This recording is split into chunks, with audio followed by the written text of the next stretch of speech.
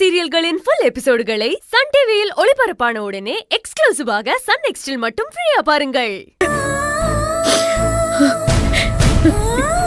சம்பத்து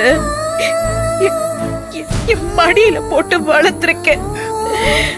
அவனை நான் என் உயிரா நினைச்சேன். இப்ப என் மடியிலேயே உயிர் போகணும்னு அவன் சொல்லும் போது என் ஈர கொலையே அருந்த மாதிரி. அப்படிலாம் சொல்லாதம்மா.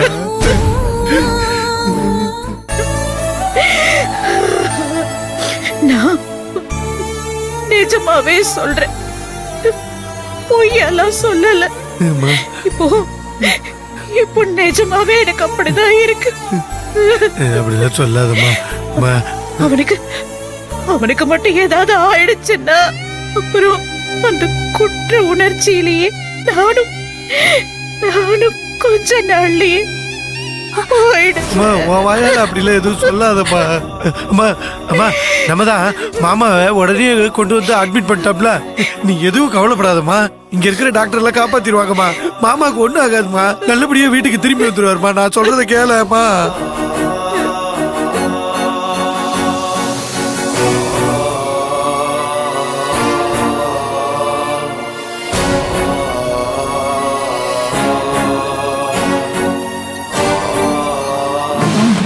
என்ன பண்ணு தாத்தா, உடம்பு ரொம்ப முடியலையா? கொஞ்சம் பொறுத்துக்கோ தாத்தா, இப்ப டாக்டரை பார்த்தரலாம்.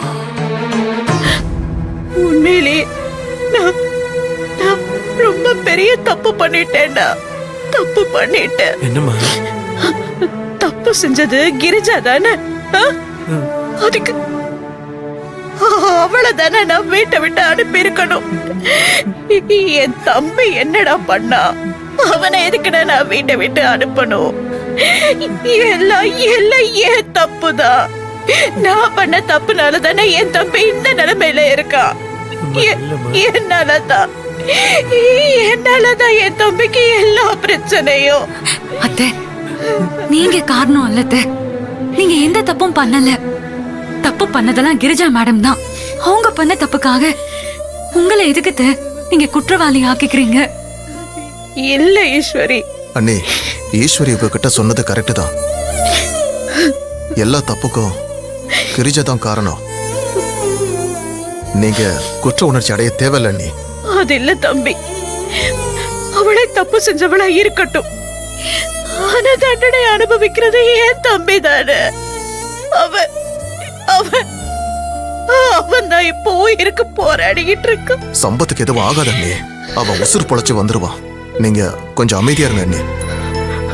அப்படி இல்ல தம்பி. சம்பத்தோட ஒரு அக்காவா நான் நினைச்ச அழல. என்னோட பையன் அவன். அம்மா ஸ்தானத்துல இருந்து நான் பாக்குறேன். அவனோட இந்த நிலைமைக்கு நானே காரணமாயிட்டேனே. அம்மா என்னாச்சுமா? அம்மா என்ன பண்ணுமா உனக்கு? அம்மா ஒண்ணு இல்லம்மா. நீ அம்மாவை பாத்துக்க. நான் அம்மாவுக்கு குடிக்க தண்ணி வாங்கிட்டு வந்துடுறேன். நீங்க அத்தையை பாத்துக்கோங்க, நான் போய் வாங்கிட்டு வரேன்.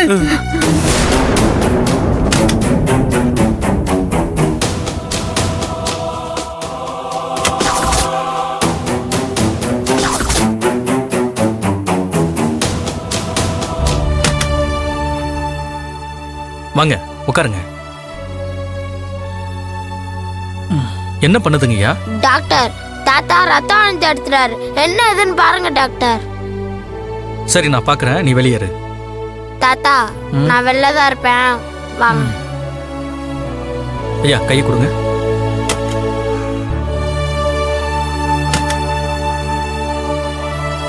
அத்தை அத்தை அத்தை, இந்தாங்க தண்ணி குடிங்க.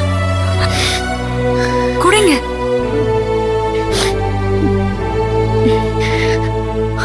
பாத்து.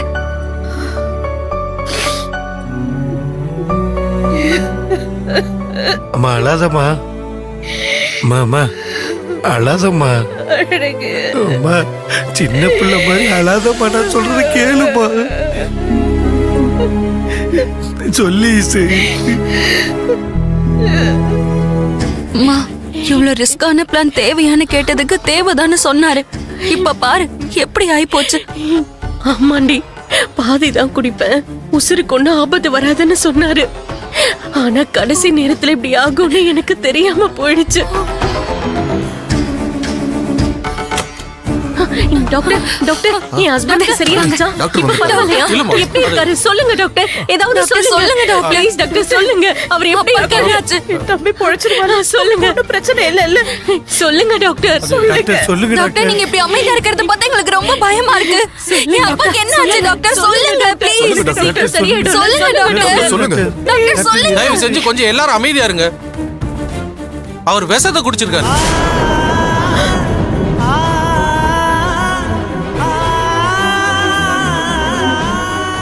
கொஞ்சமா குடிச்சிருந்தா அவர் கிரிட்டிக்கல் ஆயிருக்காது. அவர் நிறைய குடிச்சிருக்காரு.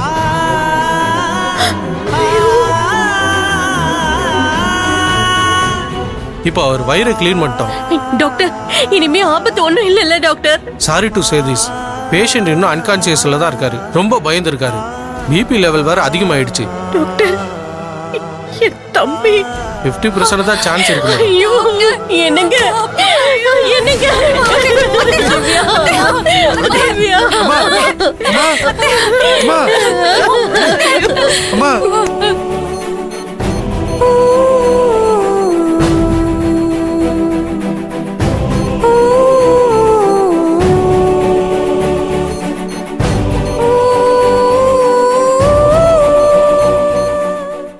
அண்ணி டாக்டர் சொன்னது கேட்டீங்களா?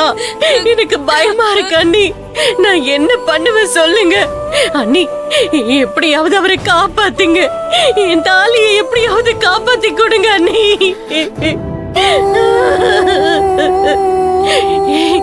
அண்ணி என் புருஷனை மட்டும் கை விட்டுறாதீங்க அண்ணி. அவரை எப்படியாவது காப்பாத்தி கொடுங்க அண்ணி. நாங்க யாருக்கு என்ன தப்பு பண்ணோம்? எங்களுக்கு ஏன் இது தண்டனை அண்ணி? நான் என்ன பண்ணுவேன் அண்ணி? என்ன பண்ணணும் இப்போ? அவ இப்படி படுத்த படுக்கைய கிடக்குறாளா? அதுக்கு நீதான் அடி காரணம். அவ தலையெழுத்த விதிய பார்த்து எழுதி வச்சதே நீதான் அடி. நான் என்ன அடி பண்ணுவேன்?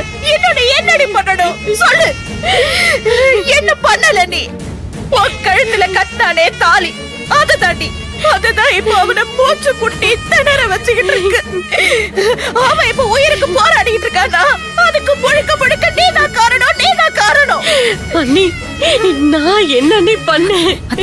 அத்தை கொஞ்சம் பொறுமையா இருங்க. அத்தை சும்மா இரு ஈஸ்வரி. நான் ஏன் பொறுமையா இருக்கணும்? இது எல்லாத்துக்கும் இவ தானே காரணம்.